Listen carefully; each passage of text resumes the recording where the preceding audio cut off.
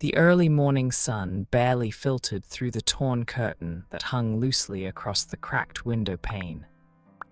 In the corner of the dimly lit room, Rajesh stirred on his straw-filled mattress, the stiffness of another cold night etched in his bones. The room, though modest and worn, was a sanctuary, his home, inherited from his late father, who had built it with bare hands and endless hope. Outside, the air was already alive with the sounds of honking horns, barking dogs, and the clatter of vegetable carts. Rajesh stepped into his rubber sandals, picked up his small kettle, and moved to the kitchen. A cramped space with soot-stained walls and a two-burner stove that sputtered more often than it lit. He prepared tea for his wife, Meena, and two children, Aarav and Pihu, still bundled under old woolen blankets in the other room. Despite the poverty that clung to their daily lives, laughter and love filled the household. Rajesh earned a modest living as a rickshaw puller in the bustling lanes of Bhopal. His hands were calloused, his muscles perpetually sore, and his skin tanned from the relentless sun. But his eyes always held a quiet pride, a belief that his sacrifices were building a better life for his children. Aarav was in 8th grade, a curious boy who devoured books and dreamed of becoming an engineer. Pihu, younger by 2 years, loved numbers and was already solving math problems well beyond her grade. Rajesh often watched them study by the flickering light of an old lamp, their brows furrowed in concentration, and his heart would swell with hope.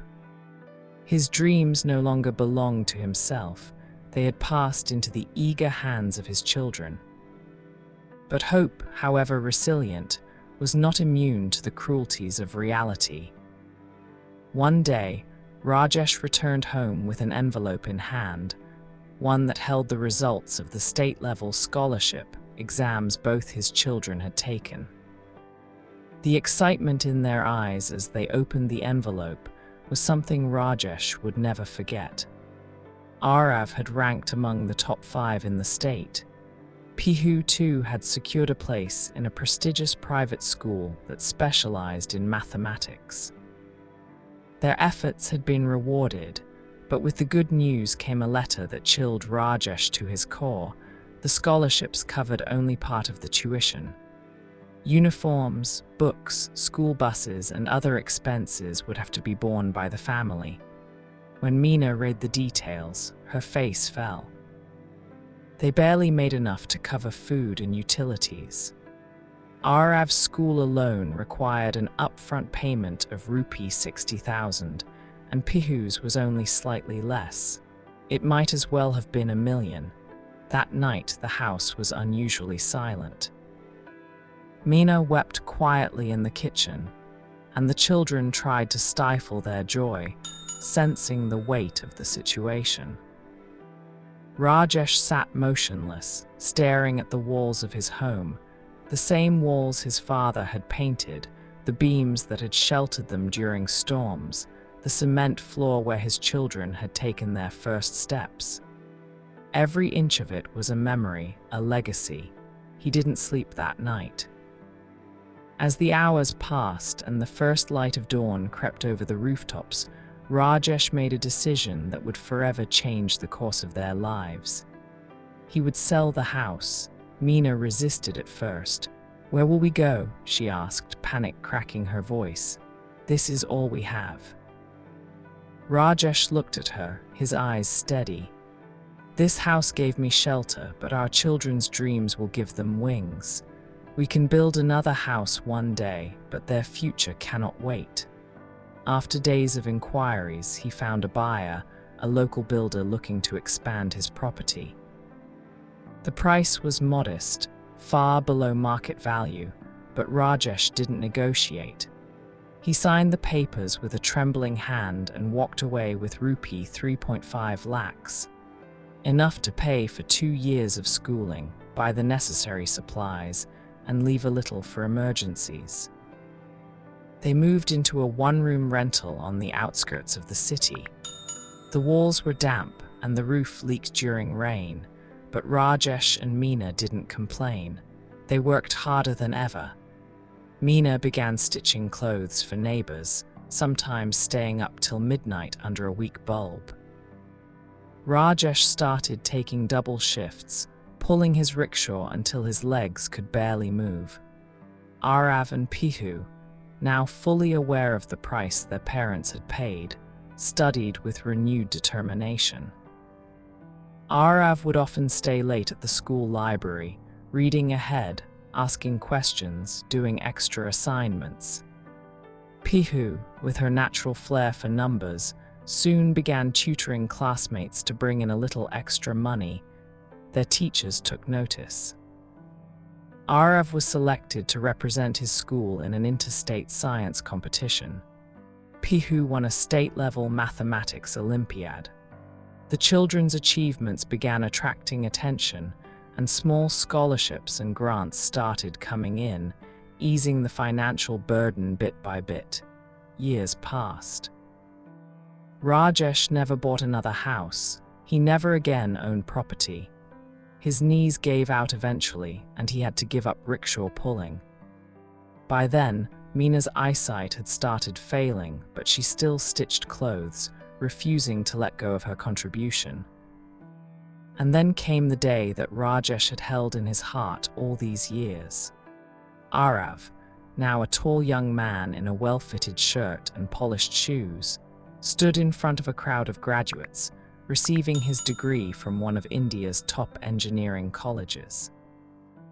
Meena sat in the front row, dabbing tears from her eyes with the edge of her sari.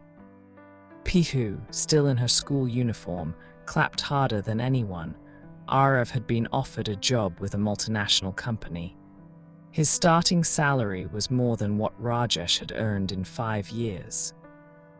Pihu too was preparing for her entrance exams with a full scholarship at a math academy in Delhi.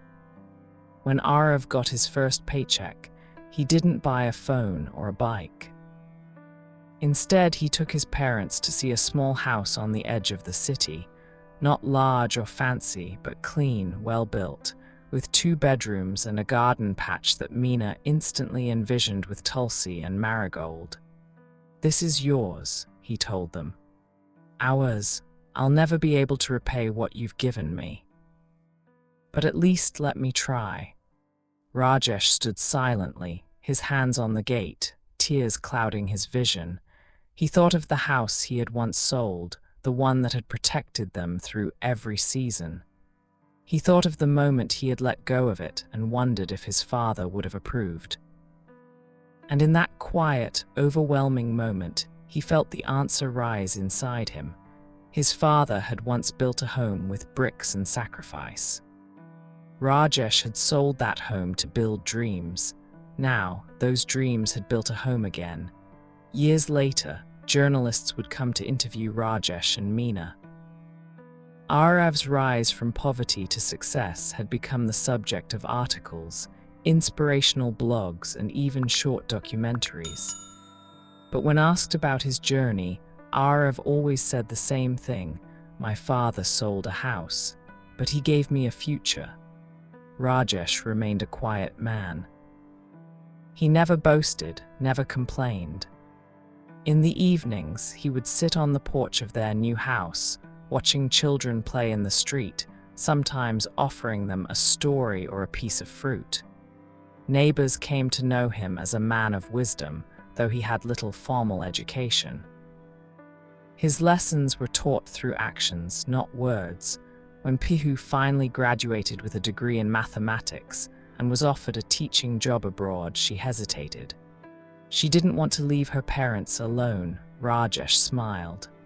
"Go, Bati, the world needs your mind.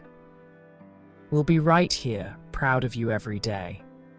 She went. Years passed, and the family remained close-knit, bonded by something deeper than tradition or duty. They had walked through fire together and come out stronger, not because they had avoided pain, but because they had endured it with purpose. Rajesh never regretted selling the house. Not once. He lived his final years surrounded by love, comfort, and the knowledge that he had done what many feared to do. He had chosen long-term hope over short-term security, and that, perhaps, was the greatest inheritance he could ever leave. Years rolled on like the quiet turn of pages in a treasured book. Aarav's career soared. His dedication, clarity of thought, and humility made him a favorite in his company. Within 5 years, he was posted as a senior engineer in Germany. Though thousands of kilometers away, he called home every night, never missing a single birthday or festival. He sent money regularly, but what mattered more to Rajesh and Meena was that their son, now surrounded by success, remained unchanged in heart. Back home, Rajesh continued his routine morning walks, tending to the garden, sharing stories with neighborhood children. He had become a figure of respect, not just for his sacrifice, but for his quiet strength and wisdom. Parents in the neighborhood often came to him for advice on school admissions, career paths, or even how to guide a rebellious teenager. Rajesh listened, offered soft-spoken insights, and then sent them home with the reassurance that things would be all right. Pihu, meanwhile, had taken a different path. After completing her degree with top honors, she declined the overseas job. Instead, she accepted a position at a non-profit math foundation in India that helped underprivileged students prepare for competitive exams. "If education can change my life, it can change theirs too," she told Rajesh one evening as they sipped tea on the porch. Her salary was modest, but her satisfaction was immeasurable. She began hosting weekend classes at their home, turning the living room into a mini classroom. Desks were lined up in rows, a whiteboard leaned against the wall, and a faded calendar served as a lesson tracker. At first, only a handful of students came, shy, unsure children from poor families. But word spread. Within a year, there were over 30 students every weekend. Rajesh watched in amazement as his house, once the dream he had given up, transformed into a center of learning. Meena made snacks for the children. She would place small bowls of murmura and homemade lemonade at the door and smile at every child as though they were her own. The place echoed with laughter, questions, and the scribbling of pencils. Then one evening, something unexpected happened.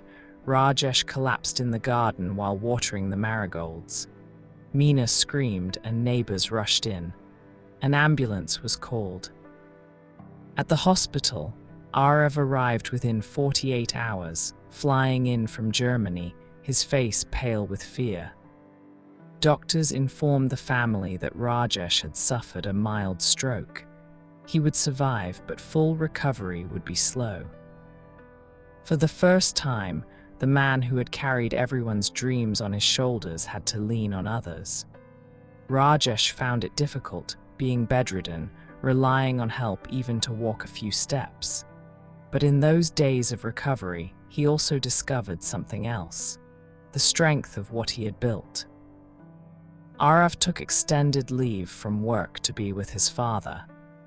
He helped with physiotherapy, read to him every evening, and even helped Meena in the kitchen, comically burning rotis and learning to make perfect tea.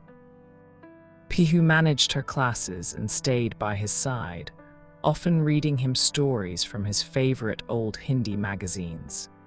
One day, as Rajesh sat propped up in bed, watching the sunlight dance across the walls, he turned to Aarav and said, "You know, when I sold that house, I thought I was giving up everything. But today I realize I was building this moment right here. A home filled with love, laughter, and purpose." Aarav nodded, holding back tears. "And I'm building mine on your foundation." Rajesh recovered slowly but steadily. He no longer pulled rickshaws, of course, but he became a guide to the students who came for Pihu's classes. He would sit among them, listening to their dreams, encouraging them to think big. He became their barber, a teacher of life. One day, a young boy named Irfan came to class, hands dusty from construction work. He was shy and avoided eye contact. Rajesh noticed. He called him aside and learned the boy worked evenings to help his family after school. Rajesh quietly began tutoring him after hours. 3 years later, Irfan cleared the IIT-JEE exam with a rank that stunned even his school teachers. At the press meet that followed, Irfan said, "I didn't just learn math at that house. I learned what it means to have someone believe in you." The house that Rajesh had once bought with his son's help, small, simple, became a legend in the town. A local newspaper ran a piece titled, "Where Sacrifice Planted the Seeds of Generations." Soon, donations began trickling in for Pihu's educational initiative. A builder even offered to expand the house free of cost, but Rajesh politely refused. "It's not the size of the place that changes lives," he said. "It's the heart in it."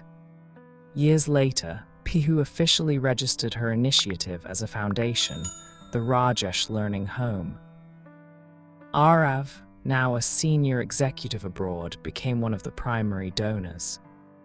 Every year on the foundation's anniversary, he returned home to speak with students and remind them that success has no fixed address. Eventually, Rajesh's health began to decline again, this time more rapidly. He grew weaker, though his spirit never faltered. In his final days, he asked Meena to bring him his old rusted kettle, the same one he used to make tea when the children were small. He held it in his hands, smiling. "I thought I was just a poor man," he whispered. "But maybe I was richer than I knew."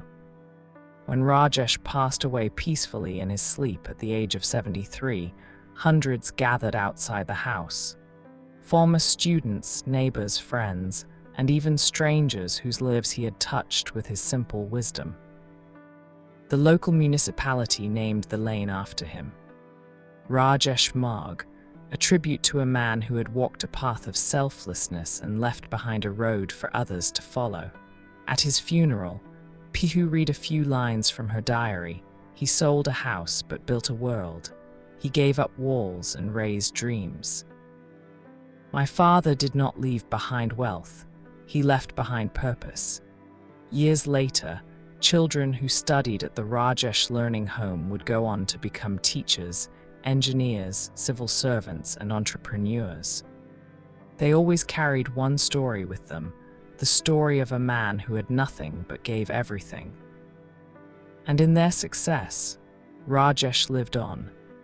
10 years had passed since Rajesh's quiet farewell, but his memory lived on in the bricks of the home-turned learning center, in the eyes of the students who walked through its doors, and most deeply in the hearts of his children. The lane named after him had become a point of pride in the town, a place people pointed to when they spoke of sacrifice and dreams. The Rajesh Learning Home had expanded into 2 more towns by now, thanks to the continued support of donors, including Aarav, who had now started his own company specializing in green energy solutions. Though based in Europe with a family of his own, he returned to India every year with his wife and children, making sure they visited the original house on Rajesh Marg. His son, Kunal, now 12, had always been curious about the humble little building that seemed to glow with reverence. One day, as they sat on the old swing Rajesh had built years ago, Kunal asked his father, "Papa, why do people come here to study when they have bigger schools in the city?" Aarav smiled gently and looked toward the small porch, where his sister Pihu was teaching a group of young girls under a ceiling fan that still creaked like it did years ago. "Because this place isn't just a school, he said. It's proof that love, sacrifice, and belief can change lives more than any building ever could. Kunal pondered for a moment and then asked, "Is this the house Dadu sold?" Aarav chuckled. "No, this is the house I bought for him after he sold the one he had. He gave up his home so that your Bua and I could study. He gave us everything. That's why this house will always belong to him, no matter who lives in it." That evening, after the classes ended, Pihu joined them for dinner on the terrace, where old memories resurfaced like the stars appearing one by one in the night sky. The laughter, the quiet moments, the stories of struggle, and the celebrations, they all lingered in the air like a hymn whispered through time. Pihu had never married, choosing instead to dedicate her life to teaching. The foundation she had started now served over 500 children annually, with alumni teaching at universities, working in government offices, and even volunteering to teach new students every summer. She often said she never felt alone. Every student was like a child of her own, and their growth gave her the joy most people searched for all their lives. As the family sipped chai under the stars, Aarav took out an old photo album. The pages were yellowing, but the photographs inside were alive with memories. Young Rajesh standing proudly in front of his rickshaw, Meena holding baby Aarav, a wide-eyed Pihu holding her first school certificate, the old house with its cracked walls and hand-painted door. "This one," Aarav said, pointing to a photo of Rajesh surrounded by neighborhood children, "is my favorite. He didn't just raise us, he raised a village." Pihu looked at the photo and nodded, her eyes misty but smiling. "I think if Baba could see all this now, he'd just say it was worth it." And somewhere, perhaps he was watching. In time, the children of Aarav and even some of Pihu's students began volunteering at the learning home. Kunal started a summer coding camp for the younger students. Aarav's daughter, Meha, created a library corner in the center with books donated from Europe and the US. A mural of Rajesh was painted on one of the outer walls, with the words written below it in Hindi. "Wo garib na hai tha, wo amir tha sapnon main." He was not poor, he was rich in dreams. One monsoon afternoon, 20 years after Rajesh's passing, the foundation celebrated its silver jubilee. Dignitaries came, press cameras rolled, speeches were made, but the most powerful moment was not spoken into a microphone. It came when a student, now a young doctor, walked to the photo of Rajesh, placed a garland of fresh marigolds on it, and simply whispered, "Thank you, Baba." Because of Rajesh, hundreds of children had found a way out of poverty. Because of Rajesh, generations had learned what it meant to believe in something greater than yourself. Because of Rajesh, a house once sold had turned into a beacon for thousands. That night, as the town settled into slumber and the house on Rajesh Marg stood quietly under the moonlight, there was a stillness that spoke louder than words. The walls, the bookshelves, the garden, the porch, all of it carried his legacy. A legacy not of wealth or power, but of quiet courage, of selfless love, of a poor man who once sold his house so his children could go to school. And in doing so, he built a future far greater than any home.